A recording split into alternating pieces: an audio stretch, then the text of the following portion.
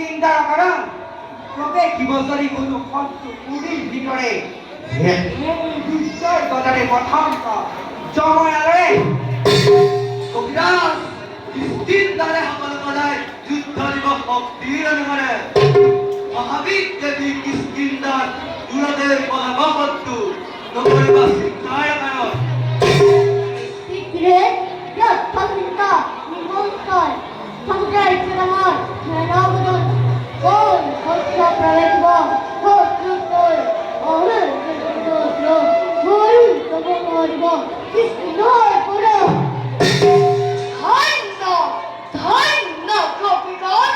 গুণী এনে বিদূষিত বাণী মহাভাগ্যবান গুণী ভাবি শুনি যত